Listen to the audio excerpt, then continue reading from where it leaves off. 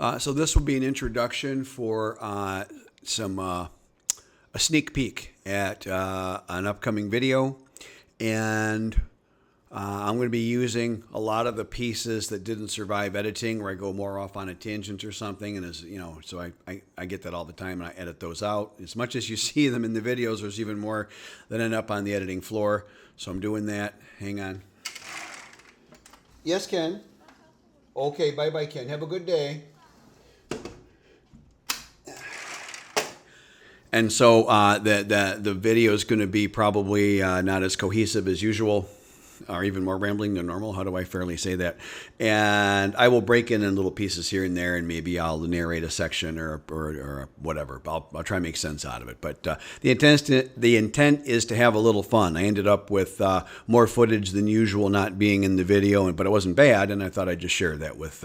I'll do this maybe like a members first thing. Thanks.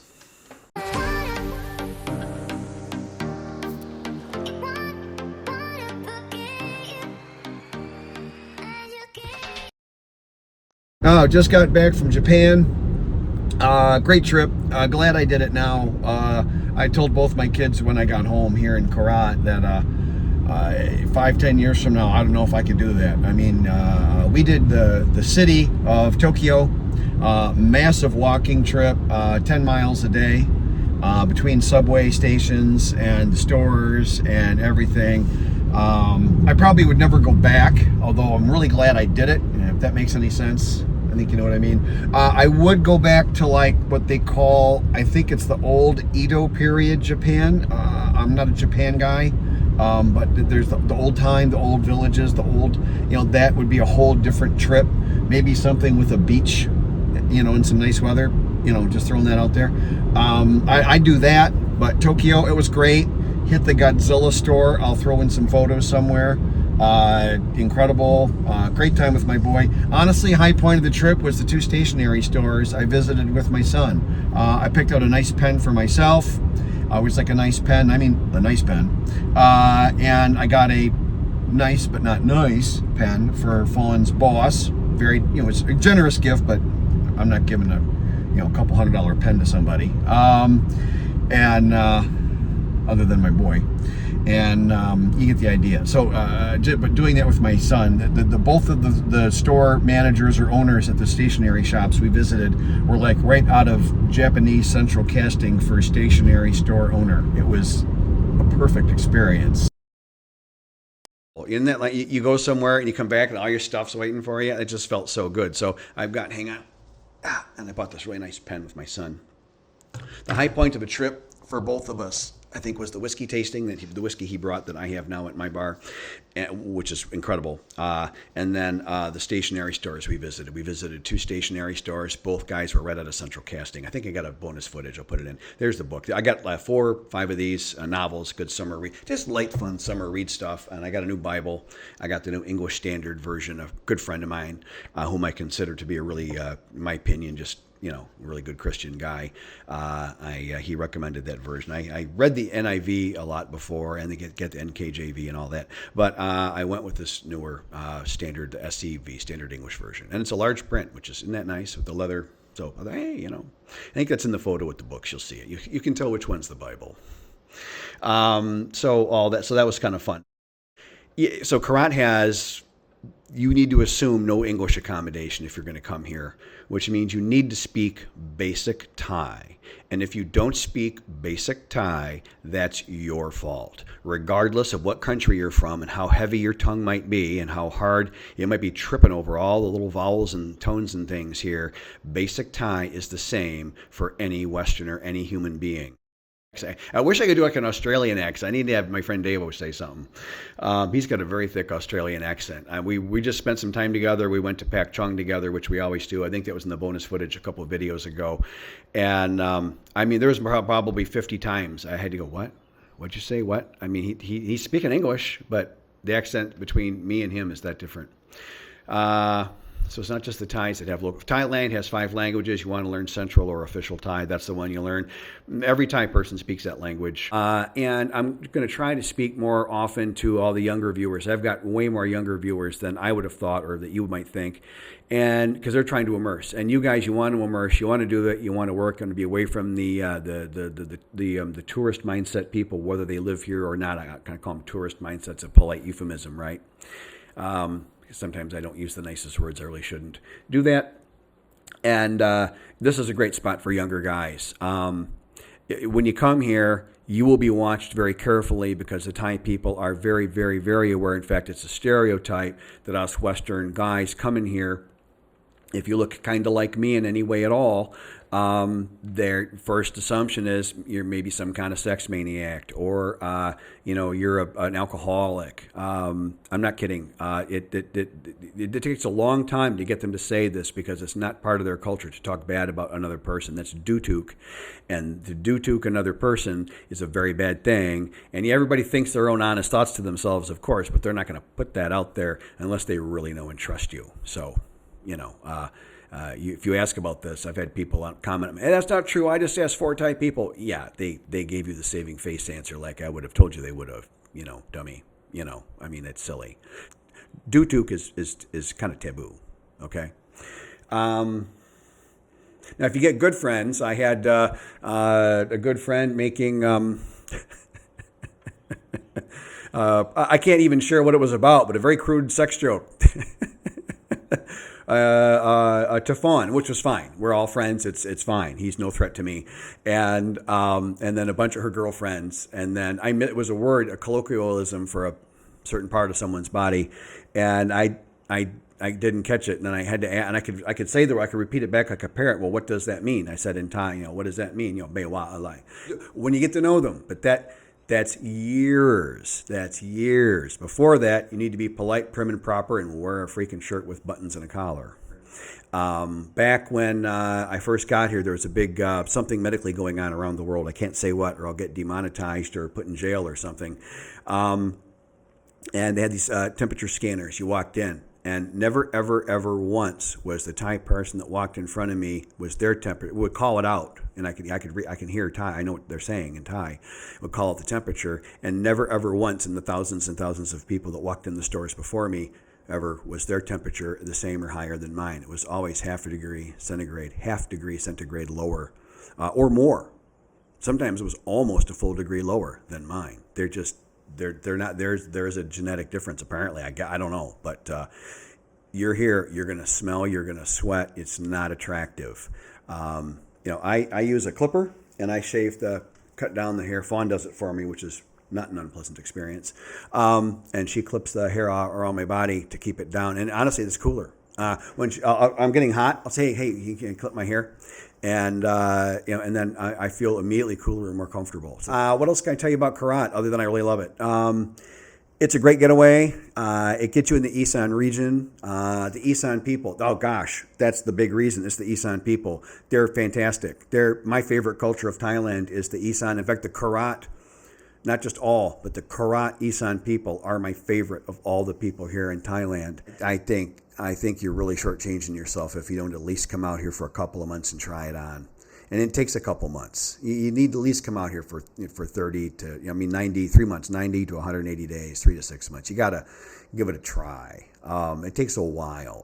It's like a hunter goes into the wild and then everything's dead quiet because all the animals have left because they've seen you coming, and then eventually they slowly come back and then the hunter can do his actual hunting. I guess that's how it works. Had a couple of guys explain that. I'm not a hunter. I used to hunt paper targets. Anyways, and it's the same here. You'll move into an area and everybody's going to be free. I mean, people were afraid to talk to me. The women had a big scared look on their face when they saw me. I'm a physically maybe a little bit of an imposing guy, and they didn't know what to make of me. I have a big custom Harley Davidson chopper that I really like. I really enjoy that thing. As a retirement gift to myself. Nobody else was buying me one, let me tell you. If you want a gold watch, you better get shopping. Oh, I wish I could remember. There's a famous actor that was in the movie Speed with Keanu Reeves. He was the bad guy, and he was all bent out of shape because they gave him a cheap gold watch at the end of like 30 years or something. So he decided to put a bomb on a bus, and he left Keanu Reeves and Sandra Bullock to defuse the bomb. A really good actor, can't think of his name. He did some famous movies. Anyway, if I can find it, I'll look it up. I'll put it on the screen. But yeah, so the gold watch thing. I got bad news for you. It's not coming. It sucks to be them. There's a couple of people that have bullied Fawn her whole life from being a little child. I mean, Thais don't move. They have a house, that's where they live. And then, I mean, some do. Hey, Rob, I know this guy, he moved. Yeah, okay. But in general, they don't move like Westerners do. And so the same people have bullied her whole life, and now they're quiet. It's like just crickets chirping because there's nothing to say anymore. So I always make sure to get the door for her if they're around, and even if I'm a little tired, and I normally wouldn't, maybe, just have my little fun. I don't really care, honestly. That's a great thing about coming here is all the social problems aren't your problem. I really like that. And by avoiding most Westerners and being very choosy and just the really cool people and all that, then when I actually see a friend, and I'm a quiet guy, I'm just a self-happy loner kind of a guy, like most of my friends are, honestly. Anyone that was super socially needy is going to be pretty disappointed with me. But we'll get together every few months and just for a couple of days and have a great time. It's Kevin and I were just talking that we're about due to meet up in Bangkok. And I'm thinking I need a sport coat. I want to get like a nice sport coat. I want a casual sport coat that I can wear with jeans going to a nice restaurant. I want to wear a sport coat from time to time because I'm up into my 60s, 62 already, so 63 is coming. So I need to look like a retired gentleman. So I'm going to get a tropical, but a nice, good, you get the idea. So I'm going to do that. And I want to buy some electronics that they're not going to have in the village. So it's about time to go to Bangkok anyways. That's where we usually meet. So it looks like some rooftop bar services and and I just got a whole load of bespoke, not just good, bespoke cigars from my son, like really top stuff. And so, yes, rooftop bar, whiskey and cigar with Kevin, and then some high-end electronic shopping for some stuff. Another video, good stuff. So that's Karat, man. That's my Karat story. It takes a certain kind of person to like this. Most guys won't. If this is what you want, this is a fantastic place. Your dating pay grade's sky high here. In the city, your dating pay grade's kind of it's good, not great. But you get in any area outside the city, your pay grade's very high. I never considered Japan for a place to retire. But I'll tell you, very quickly for me, in terms of crime rate, violent crime rate, infrastructure, including reliable electricity, reliable internet, roads that were good was important to me, healthcare, access to good water and reasonable food. Those were all considerations. Friendliness, how well I could possibly be received. All that. Then my final picks narrowed down very quickly to Thailand, which kept coming back to the top. Every time I looked at any of those factors and any other factors I could think of, it kept coming back Thailand. And I was trying to, so when you're trying to make a decision clean and you see a bias coming in your data, then you got to think, hey, maybe it's me, maybe it's my bias. So I gave extra consideration to Vietnam, Laos, a lot of people say Laos, but the S is silent. You can absolutely trust me to metaphysical certitude on that. It's Lao. And the Philippines. And for all the various reasons, those dropped off, and it was Thailand. And then it really came down to, well, where was I going to try? I'm in much better health now. I'm still really, it's hard. Everything is hard. But I was in way worse shape.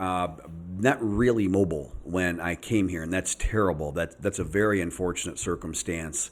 It happens, obviously, to us guys as we get older, but that was the case. So I was not very mobile, so I really wanted to pick very carefully where I might land, because my hope was that by being very careful and doing my homework, I could pick a spot that I'd be really happy in. And I knew I wouldn't maybe possibly hit like the absolute most ideal best spot ever in the whole country, but I might hit one of the top 3 or 5. And by spot, I mean small spot. And I looked around pretty carefully. And then, as regular viewers know, I met a Thai woman in the United States. She was in the periphery of my social circles, not a friend per se, but someone I would see from time to time. And then she had an American husband who lived in Hua Hin for 3 years.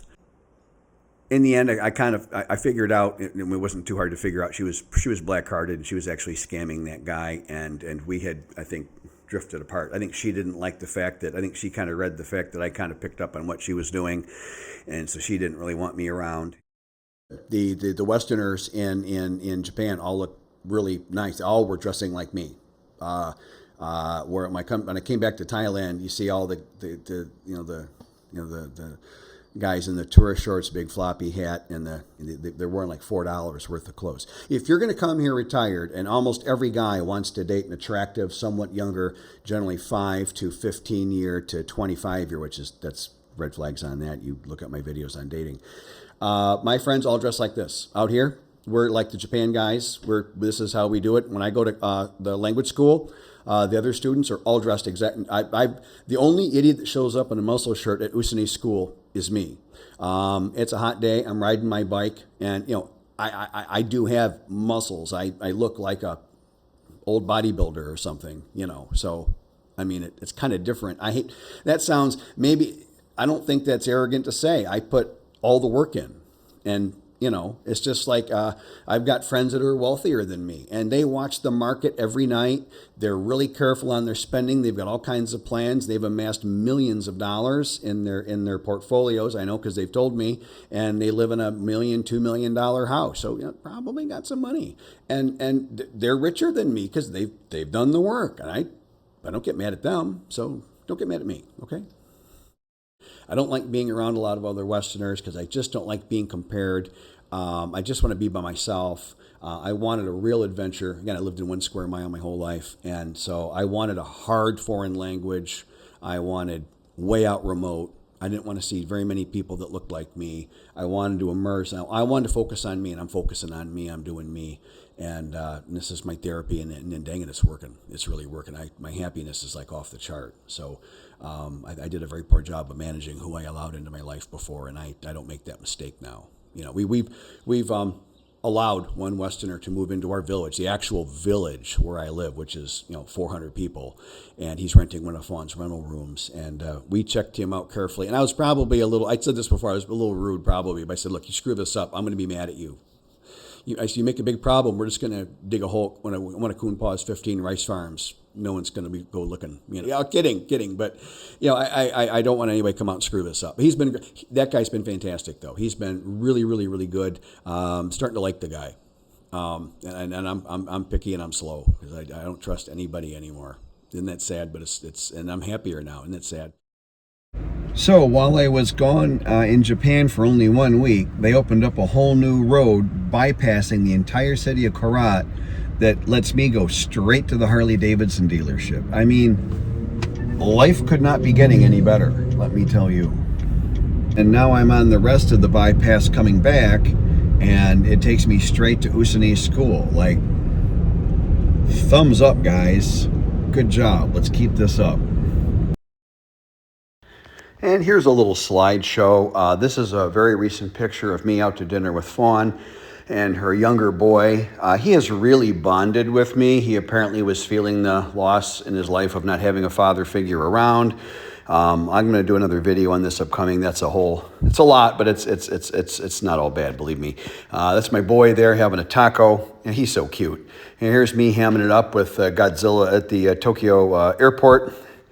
And here's a shot of me with everybody but Fawn. Fawn took this picture, but we were just having a really great, relaxing, nice time. Everybody kind of getting used to Fawn and being in my life and all that. Beautiful picture of Fawn with this bicycle. I saw that. Here's me in stud mode. I ran out in the morning to get Starbucks. And here's a shot of Davo from when we were in Pak Chong. This is at Prime 19 restaurant. Davo and I had a fantastic meal there. And this is what the view was outside that restaurant in Pak Chong. It's very pretty. Pak Chong is really quite pretty. I generally meet Davo there, or we go there together once a year. And then I go there with Fawn once a year as well. This is Rob. Video's over. I'm closing my gate. But if you've been liking or subscribing, or and praise God if you've been a member of the channel. I really appreciate you. I appreciate everyone that watches. You have a great day.